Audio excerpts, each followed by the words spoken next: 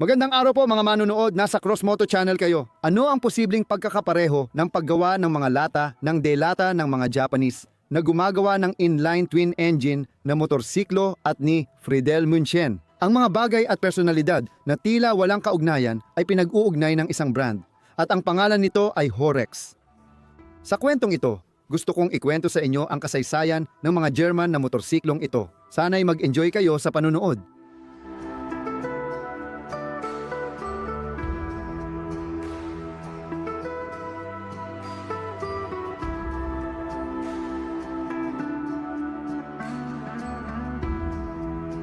Nagsimula ang kwentong ito mahigit 100 taon na ang nakalipas noong 1920 sa Alemanya tungkol sa dalawang miyembro ng isang pamilya.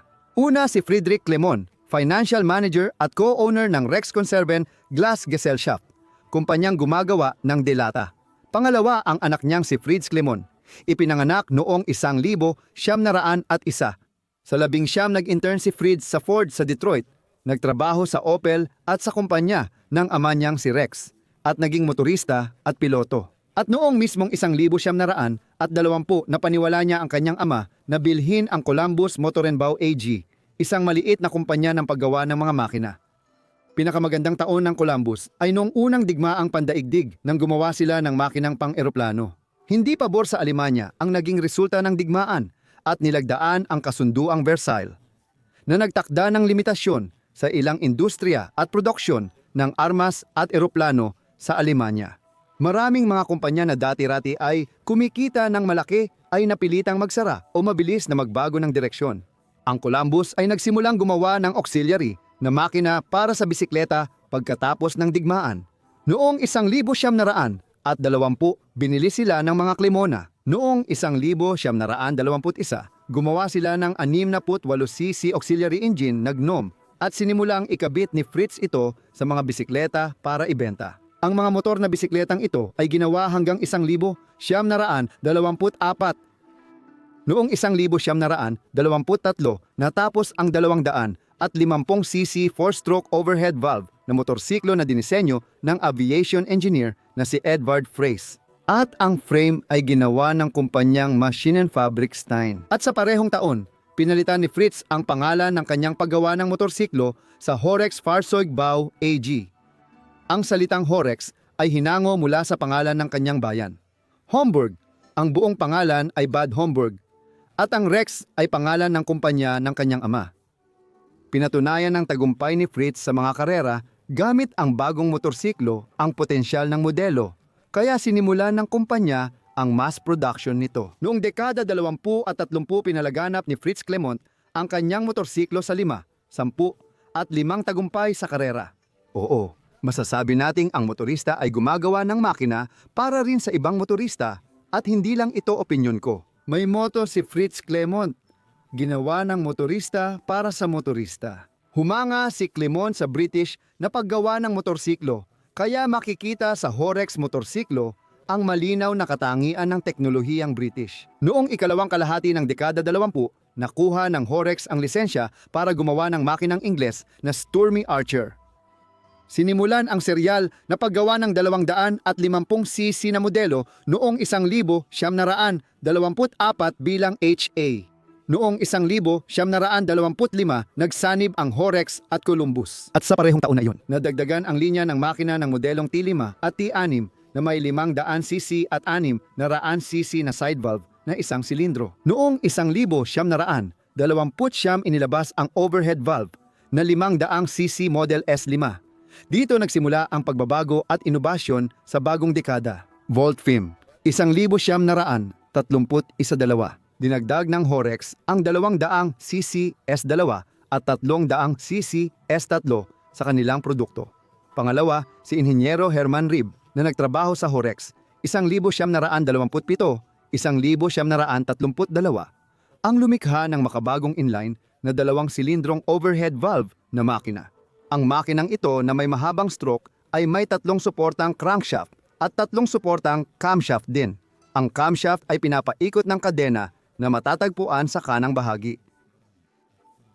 Ang mga parallel twin ng Horex ay may displacement na 600 at 800cc kung saan pareho ang stroke ng piston at nagkakaiba lamang sa diameter ng mga silindro. Bakit itinuturing na makabago ang power unit na ito? Noong simula ng dekada 30 ang 4-stroke inline twin ay kilala lamang sa ilang mga racing na motorsiklo, partikular sa Peugeot noong dekada 20.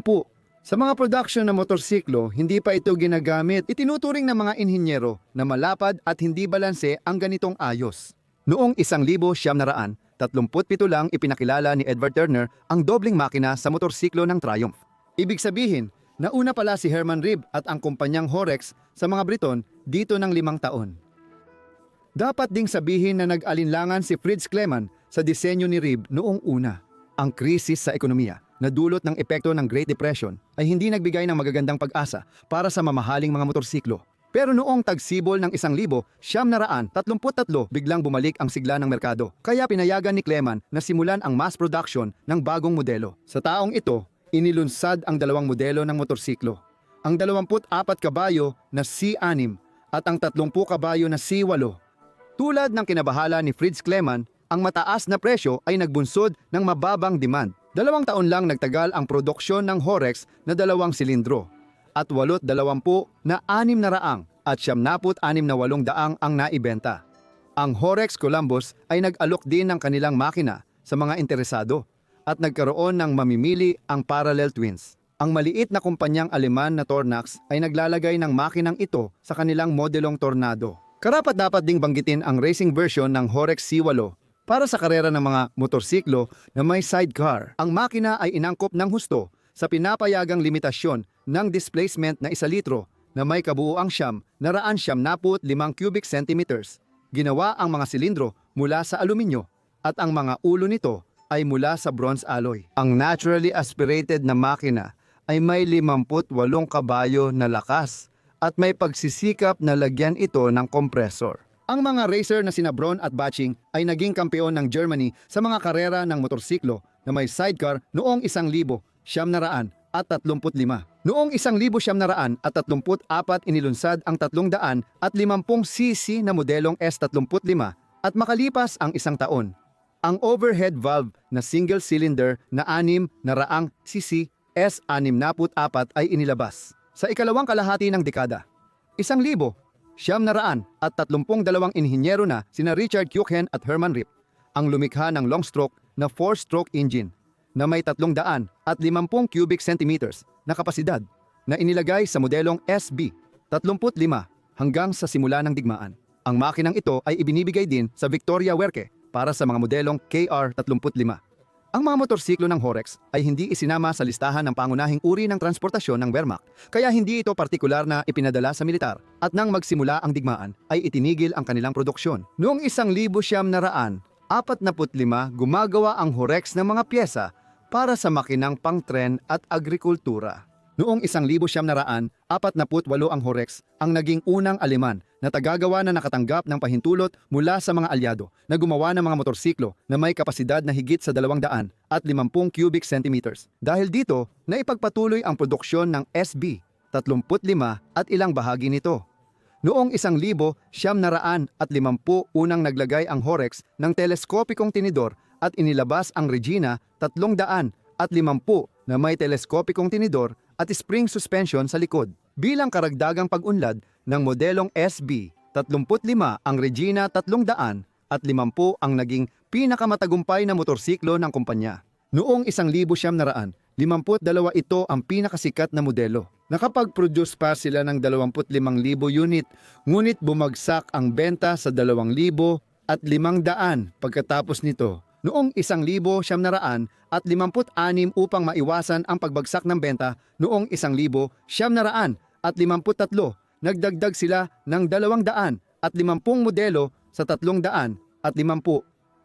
Sa panahon pagkatapos ng digmaan, si Herman Reeve ay nagdisenyo ng mas pinahusay na bersyon ng kanyang inline na twin, ang Horex Imperator. At noong 1951 ipinakilala ng kumpanyang Horex ang modelong Imperator. May overhead valve na 500cc na makina. Nagbibigay ito ng 30 kabayo na pinakamataas na lakas at nagpapahintulot sa motorsiklo na umabot ng bilis na 150 km/h kada oras. Hindi agad tinanggap sa Syria ang modelo dahil hindi pa handa ang merkado para sa mamahal at malalaking makina.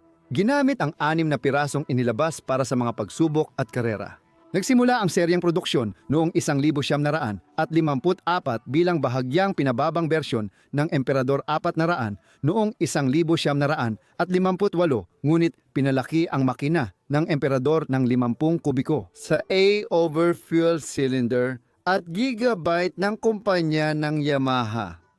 Noong 1955 ang sumunod sa modelong Regina ay 2 bagong motorsiklo na tinawag na Residente. Maganda ang ipinakita ng mga motorsiklo ng Horex sa mga karera matapos ang digmaan. Mula 1,950 sunod-sunod na binuo ang mga prototype na pangkarera.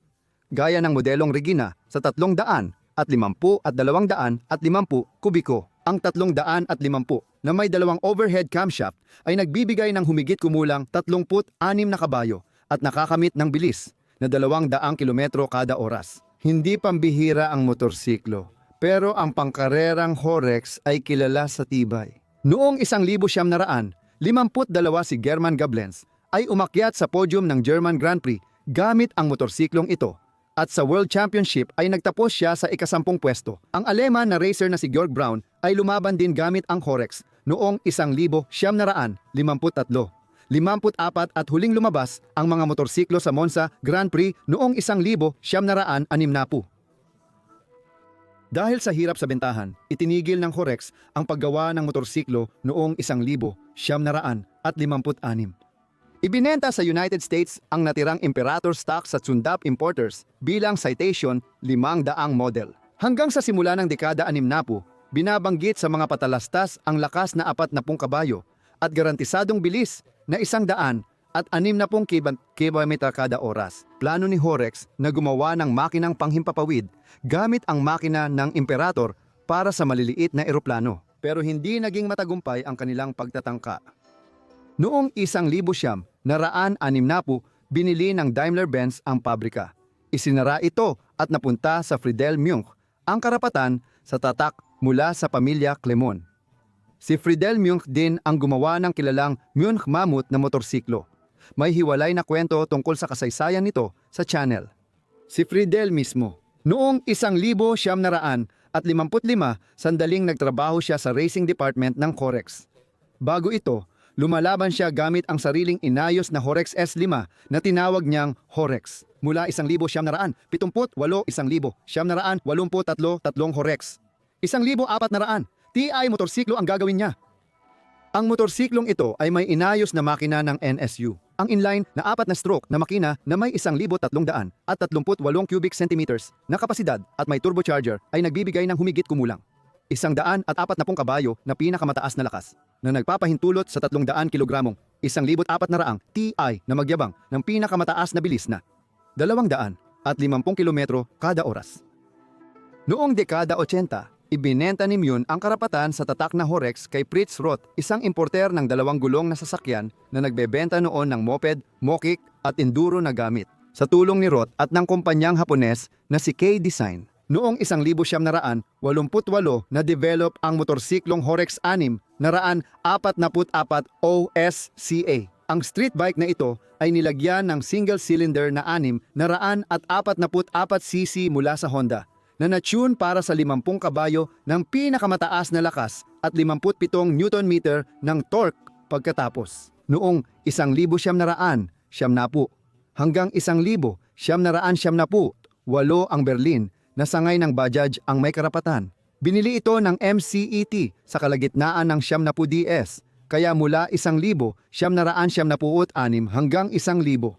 778 MCET na ang may hawak. Ginamit nila ang tatak na Horex at nag-assemble ng magagaan na motorsiklo na Horex Emperador 125 at Horex Regent 125. Hindi na kailangang sabihin na walang pagkakahawig ang mga motorsiklong ito sa klasikong Horex. Noong 2007 nakuha ni Clemens Nese ang karapatan sa tatak at balak niyang buhayin muli ang brand. Ang muling pagbuhay sa kumpanya ay naganap noong 2010 at noong Hunyo 15. 2010 ipinakilala ng mga bagong may-ari ang bagong modelo ng kumpanya sa isang press conference. Hindi ito basta-basta ordinaryong motorsiklo. Ang bagong Horex Vive R6 ay maipagmamalaki ang isang makina na talagang hindi karaniwan sa industriya ng motorsiklo. Ang 6 na silindrong VR type na makinang ito na may 1,200 at 18 cc na kapasidad ay maipagmamalaki ang napakagandang mga katangian. 161 lakas kabayo ang pinakamataas na power at 138 Nm na torque. Dahil 15 degrees lang ang pagitan ng dalawang hanay ng silindro, naging napakakompakto ang 6 na silindrong makina. At dahil napakakompakto ng pagkakaayos ng mga silindro sa isa't isa, 3 camshaft ang ginamit sa iisang cylinder head. Masigasig si Nese at ang kanyang koponan na pagandahin ang disenyo ng motorsiklo at simulan ang mass production. Ngunit paulit-ulit na naantala ito dahil sa iba't ibang problema. Noong 2011 at 2012 isang maliit na kumpanya na may 22 empleyado hanggang 2013 ang gumawa ng ilang Horex VR6 na motorsiklo. Dahil sa problemang pinansyal, nagsampa ng kaso sa pagkalugi si Clemens noong 2014 at dito sana matatapos ang kwento ng kakaibang motorsiklo. Ngunit iba ang nangyari. Sa simula ng 2015 binili ng kumpanya ng 3 C Carbon Group ang lahat ng karapatan sa kumpanyang Horex na nagbigay ng bagong buhay at pondo sa proyekto. Noong 2016 sa Motoshong Intermod sa Cologne, ipinakilala ang bagong Horex VR6. Ang VR6 ay ginagawa sa maliliit na batch sa ilang bersyon. Hanggang ngayon, may hiwalay na kwento tungkol sa natatanging motorsiklong ito sa channel. Noong 2023, ipinakilala ang limitadong serye ng modelong Regina Evo na may 600cc na makina na may 48 lakas kabayo at 1 silindro. Ganyan ang kwento ng mga German na motorsiklo ng Horex. Dito nagtatapos ang aking kwento. Kasama nyo gaya ng dati ang channel na Crossmota. Maraming salamat sa panonood at sa inyong aktibidad sa channel. Espesyal na pasasalamat sa lahat ng tumutulong sa channel sa pamamagitan ng pinapaskil na mga detalye para sa donasyon. Hanggang sa muli, abangan ang susunod.